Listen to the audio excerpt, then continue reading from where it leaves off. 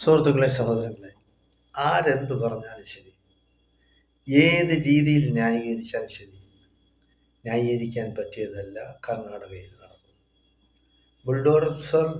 Bulldozer Raj ആദ്യം നടപ്പാക്കിയത് യുപിയിലാണ്. ആരാണ് നടപ്പാക്കിയത്? യോഗി ആദിത്യനാഥ്. അവിടെ മാത്രമല്ല, അവിടെ നടപ്പാക്കി, ഹരിയാനയിൽ നടപ്പാക്കി, രാജസ്ഥാനിൽ നടപ്പാക്കി, ഡൽഹിയിൽ നടപ്പാക്കി. അതെല്ലാം BJP ഗവൺമെന്റാണ് നടപ്പാക്കിയത്. കർണാടകയിൽ യാതൊരു കാരണവശാലും അങ്ങനെ ഒരു സംഭവം നടക്കാൻ പാടില്ലാത്തതാണ്.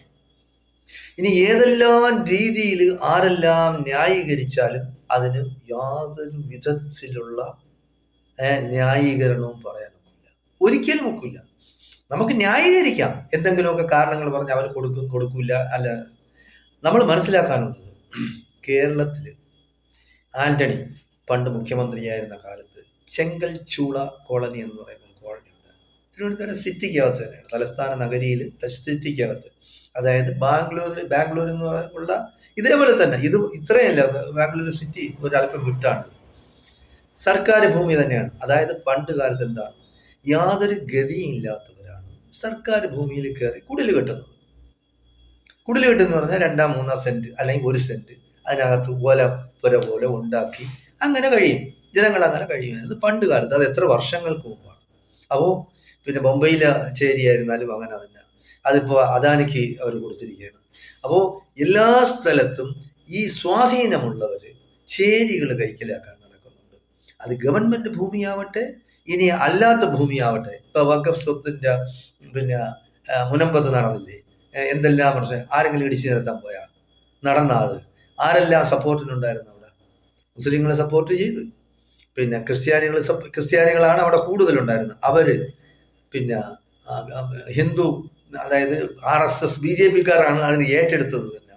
പിന്നെ കേരളത്തിലുള്ള എല്ലാ രാഷ്ട്രീയ പാർട്ടികളും ആരും വിട്ടുനിന്നില്ല, എല്ലാവരും മുനമ്പത്തെ താമസക്കാരുടെ കൂടെയായിരുന്നു. അപ്പോ ഇവിടെ എന്തുകൊണ്ടില്ലാത്ത കർണാടകയിൽ വെളുപ്പിലെ 4 മണിക്ക് വന്ന് 7 മണി വരെ ബുൾഡോസർ ഇടിച്ചു നിരത്തുകയാണ് ചെയ്തത്. അതിനെ ന്യായീകരിക്കുക. അവിടെ പിന്നെ 70% മുസ്ലിങ്ങളും 30% ബാക്കിയുള്ള സമുദായക്കാരുമാണ്. അപ്പോൾ എല്ലാ മുസ്ലിങ്ങളും എന്നുള്ളതല്ല. ഇവിടെ നിന്ന് ഇപ്പൊ മുതലെടുപ്പിന് വേണ്ടിയാണ് പറയുന്നത്, വേണമെങ്കിൽ ഒരു കണക്കിന് മുതലെടുപ്പിന് തന്നെ. കേരളത്തിൽ നിന്ന് 2 CPM നേതാക്കളെ വിട്ടു. ആരെയൊക്കെയാണ്? ഒന്ന് റഹീം, ഒന്ന് ആട് ജലീൽ. അവര് പോയി, അവരുമായിട്ട് ഒന്ന് ഫോട്ടോ എടുത്ത് പ്രശ്നങ്ങൾ ഉണ്ടാക്കി കലക്കി അവരവരുടെ പാട്ടിൽ പോയി. അവരൊന്നും പരിഹാരം ഉണ്ടാക്കാൻ ആരും ഉണ്ടാവില്ല. വേണോ ഈ പരിഹാരം ഉണ്ടാക്കാം? അതായത് ഇന്ത്യ മുന്നണിയിലുള്ളതാണ് CPM ആണ് കേരളം ഭരിക്കുന്നത്. അല്ലെങ്കിൽ തന്നെ നമ്മളവിടെ ഇടപെടേണ്ട കാര്യമില്ലല്ലോ, മറ്റൊരു സംസ്ഥാനമല്ലേ. ഇപ്പൊ കേരളത്തില് എന്തെങ്കിലും ഒരു പ്രശ്നം ഉണ്ടായ കർണാടകയോ തമിഴ്നാടാവുന്ന ഇടപെടില്ല. പക്ഷെ ഇന്ത്യ മുന്നണി എന്നുള്ള നിലയിൽ അപ്പോ ഇവിടെ ഇടപെടുന്നു എന്ന് പറയുന്നത്, കേരളത്തിൽ ഇടപെടുന്നു എന്ന് പറയുന്നത് അടുത്ത ഇലക്ഷൻ വരുന്ന സമയത്ത് ന്യൂനപക്ഷങ്ങളെ, അതായത് മുസ്ലിങ്ങളെ വോട്ട് കിട്ടാൻ വേണ്ടിയാണ് പിണറായി ചെയ്തത്. അതേസമയം ഒരു പിന്നെ CPMന്റെ ഹിന്ദു നേതാവ് എന്തുകൊണ്ട് അവിടെ പോയില്ല? മുനമ്പത്ത് ആരെല്ലാം പോയി, എന്തെല്ലാം പ്രശ്നങ്ങൾ ഉണ്ടാക്കി. അപ്പൊ എന്തുകൊണ്ടാണ് ഒരു ഹിന്ദു നേതാവിനെ വിടാത്തത്? ഒരു CPMന്റെ നേതാവ്, ഹിന്ദു നേതാവ് എന്തുകൊണ്ട് പോയില്ല?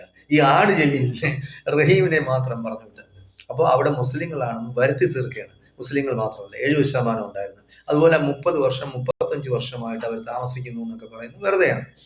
6-7 വർഷത്തിനകത്താണ് അവിടെ ആളുകൾ താമസമായി എന്ന് പറഞ്ഞാൽ നമ്മൾ മനസ്സിലാക്കാനുള്ളത്, ആരെങ്കിലും എന്തെങ്കിലും ഭൂമി കയ്യേറുന്നു എന്ന് പറഞ്ഞാൽ സമൂഹത്തിൽ താഴേക്കടയിലുള്ള നിവൃത്തി കെട്ടവരാണ്. അല്ലാത്തവര്, വല്ല നിവൃത്തിയുള്ളവര് പോയി പിന്നെ കുടില് കെട്ടാനോ അല്ലെങ്കിൽ ഷെഡ് കെട്ടാനോ താമസിക്കാനോ നിൽക്കില്ല. ആളുകൾ പറയും ഇപ്പൊ അവർ വലിയ കോടീശ്വരന്മാരാണ്, അവർ മനഃപൂർവ്വമായിട്ട് ആ സ്ഥലം പിടിച്ചെടുക്കാൻ പോയി. അല്ല, സ്ഥലം ഓരോരുത്തന്മാർ ഇങ്ങനെ അവരാണെന്ന് പറഞ്ഞ് അവര് കുറേശ്ശെ കാശ് കൈയടക്കി വെച്ചിരുന്ന ഒരു വ്യക്തി ഓരോരുത്തർക്കും വിട്ടുകൊടുത്തു സ്ഥലം. നിങ്ങൾ വെച്ചു എന്ന് പറഞ്ഞു. കാര്യം അയാളുടെ നഷ്ടമല്ല, ഡോക്യുമെന്റ്സ് സ്വന്തം പേരിലില്ലല്ലോ, ഗവൺമെന്റ് ഭൂമിയാണ്, സമ്മതിച്ചു. പക്ഷേ ഒരു കോൺഗ്രസ് ഗവൺമെന്റ് ഒരിക്കലും ചെയ്യാൻ പാടില്ലാത്ത കാര്യമാണ് കർണാടകയിൽ ചെയ്തത്. ആരെല്ലാം ഇനി അതിന് വെള്ളപൂശിയാലും ശരി, അതൊന്നും നടക്കുന്ന കാര്യങ്ങളല്ല. അത് ചെയ്യേണ്ടത് ഇനിയെങ്കിലും ചെയ്യേണ്ടതെന്ന് പറഞ്ഞു. ഇപ്പൊ ഗവൺമെന്റ് കൊടുക്കാന്ന് പറഞ്ഞിട്ടുണ്ടെന്നാണ്. അതായത് 1-ാം തീയതി മുതൽ, നാളെ മുതൽ അവർക്ക് ഫ്ലാറ്റുകൾ അനുവദിക്കും. 167 കുടുംബങ്ങളാണ് അവിടെ ഉണ്ടായിരുന്നത്. ആ 167 300-400 അല്ല കുടുംബങ്ങളില്ല. അതുപോലെ പിന്നെ 36-35 വർഷങ്ങൾക്ക് മുമ്പ് അവിടെ താമസവും ഇല്ല ആരും. അപ്പൊ ഇപ്പൊ ഈ 6-7 വർഷത്തിനിടയിൽ താമസമായി. എന്തായാലും ശരി, ഗവൺമെന്റ് കൊടുക്കാമെന്ന് സമ്മതിച്ചിട്ടുണ്ട്. അത് കൊടുത്ത് കാണിക്കണം. 10 പൈസ അവരിൽ നിന്ന് മുതലാക്കാതെ അത് കൊടുക്കണം. ഒരു ഗവൺമെന്റ്, അതായത് കോൺഗ്രസ് ആണ് ഉദ്ദേശിക്കുന്നതെങ്കിൽ, നമ്മൾ മനസ്സിലാക്കാനുള്ളത്, കോൺഗ്രസ് ഗവൺമെന്റിന്റെ കാലത്താണ് ബാബരി മസ്ജിദ് പൊളിച്ചത്. നമ്മളത് മനസ്സിലാക്കണം.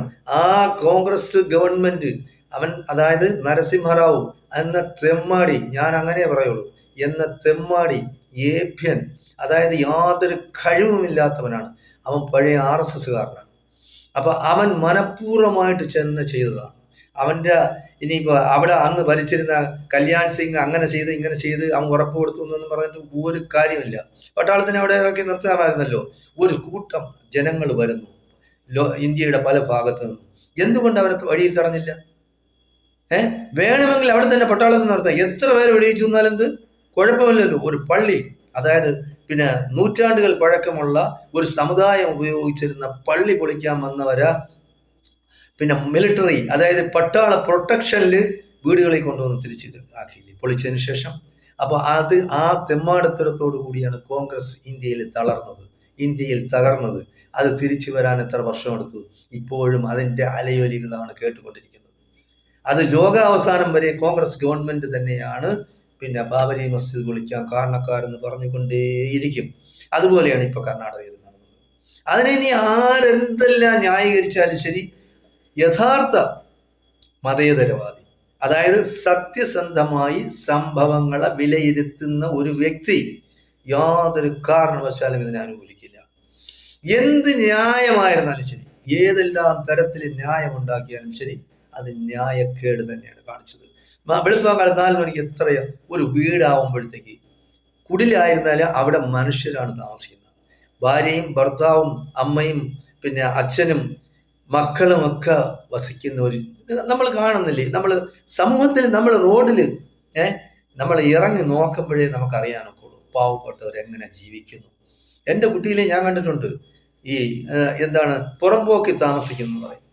അവർ കൊണ്ട് ചെയ്യുന്നതെന്ന് പറഞ്ഞാൽ മണ്ണും ഓലയും കൊണ്ട് കെട്ടി ഉണ്ടാക്കി കൊടുക്കും. ആ വീട്ടിൽ നടക്കുന്ന സംഭവങ്ങളും സംസാരങ്ങളും ഒക്കെ പുറത്ത് ജനങ്ങൾ കേൾക്കും. അവർക്ക് അതിൽ സമൂഹത്തിന്റെ താഴേക്കിടയിലുള്ളവർക്ക് അതൊന്നും ഒരു പ്രശ്നമല്ല. അപ്പോൾ സത്യമായി നമ്മൾ മനസ്സിലാക്കണം. അങ്ങനെ ഒരു പിന്നെ പറയുന്നത്, അങ്ങനെ സംഭവിച്ചിട്ടുണ്ട് കേരളത്തിൽ. ഇപ്പൊ വളരെ കുറവാണ് അങ്ങനെ പുറംപോക്കില് വീട് കുടിലുണ്ടായി താമസിക്കും. കാരണം എല്ലാ പഞ്ചായത്തുകൾക്കും തന്നെ അതിനുള്ള അധികാരമുണ്ട്. ആ പഞ്ചായത്തിൽ ആരാണ് അങ്ങനെ ഭവനമില്ലാത്തത്, അവർക്ക് പിന്നെ 3 സെന്റ് അവരുടെ സ്വന്തമില്ലെങ്കിൽ തന്നെ ഏതെങ്കിലും വ്യക്തികളോ അല്ലെങ്കിൽ സംഘടനകളോ തന്നെ വാഗ്ദാനം ചെയ്ത് 3 സെന്റ് കൊടുത്ത് അവർക്ക് വീടുകൾ ഉണ്ടാക്കി കൊടുക്കുന്നുണ്ട്. അവർ സുഖമായിട്ട് കഴിയുന്നുണ്ട്. അപ്പൊ കേരളത്തിലെ പ്രശ്നം അങ്ങനെയാണ്. അപ്പൊ കർണാടകയിൽ എന്ന് പറഞ്ഞാൽ, ബാക്കി കർണാടക മാത്രമല്ല, കേരളം വിട്ടുള്ള എല്ലാ സംസ്ഥാനങ്ങളിലും ഭവനവിരാഹിതരായ പാവക്കെട്ടുകൾ ആവശ്യം പോലെ ഉണ്ട്. ഒരു നേരത്തെ ആഹാരത്തിന് വകയില്ലാത്തവരുണ്ട്. അപ്പൊ അങ്ങനെയുള്ള ആ കുട്ടികൾ സ്കൂളിൽ പഠിക്കുന്ന, കോളേജിൽ പഠിക്കുന്ന ഏതെല്ലാം കാണും, അതെല്ലാം അവർ തകർത്തില്ലേ ബുൾഡോസറുകൾ. ഒരു സാധനം എടുക്കാൻ അനുവദിച്ചിട്ടില്ല. വേണമെങ്കിൽ അവർക്ക് നേതൃത്വം കൊടുക്കാൻ ആളുണ്ടായിരുന്നെങ്കിൽ അവർക്ക് നെഞ്ച് വിരിച്ച് നിൽക്കാമായിരുന്നു, സ്ത്രീകൾക്കും പുരുഷന്മാർക്കും. എന്റെ നെഞ്ചിൽ കൂടെ വെടിവെച്ചോ, എന്റെ നെഞ്ചിൽ കൂടെ നിങ്ങൾ ബുൾഡോസർ കയറ്റി ഇറക്കിക്കോ എന്ന് പറയാൻ അവർക്ക് കഴിഞ്ഞില്ല. കേരളത്തിലായിരുന്നു അത് പറയുമായിരുന്നു. രാഷ്ട്രീയക്കാർ ഇറങ്ങി നിൽക്കുകയും ചെയ്യാൻ, അതായത് ഭരണപക്ഷം പിന്നെ ഒരു വശത്തും പ്രതിപക്ഷം വേറൊരു വശത്തും ആയിരിക്കുന്നത്. പക്ഷെ അവിടെ എന്ന് പറയുന്നത്, പ്രതിപക്ഷം എന്ന് പറയുന്നത് BJP ആണ്.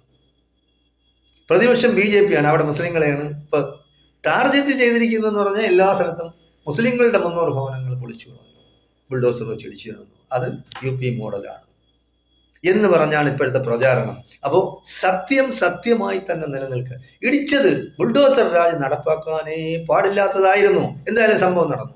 ഇനി ചെയ്യേണ്ട പരിഹാരം, അതായത് KC വേണുഗോപാൽ അന്തസ്സുള്ള വ്യക്തിയാണ്. വേണുഗോപാലിനെ വ്യക്തിപരമായി അറിയാം. ഞാൻ പണ്ട് തിരുവനന്തപുരത്ത് താമസിച്ചിരുന്ന കാലത്ത് ഞങ്ങൾ തമ്മിൽ കുറച്ച് പരിചയമൊക്കെ ഉണ്ടായിരുന്നു. പിന്നെ അദ്ദേഹം എൻ്റെ ഒരു സ്നേഹിതൻ, എൻ്റെ കൂടെ പഠിച്ച ഹിദർ മുഹമ്മദും ഒക്കെ അവർ ഒന്നിച്ചാണ് താമസിച്ചിരുന്നത്. അപ്പോൾ KC വേണുഗോപാലിന്റെ ഭാര്യ അന്ന് അവിടെ പിന്നെ പട്ടത്ത് ഹോസ്പിറ്റലിൽ കിടക്കുമ്പോഴത്തേക്ക് ഞാനാണ് KC വേണുഗോപാലിനെ വീട്ടിൽ കൊണ്ടുപോയി വിട്ടിട്ടുള്ളത്, വണ്ടിയിൽ കൊണ്ടുപോയി വിട്ടിട്ടുള്ളത്. അപ്പോൾ അങ്ങനെയുള്ള പരിചയമൊക്കെ ഉണ്ട്. പിന്നെ നമ്മൾ ഗൾഫിൽ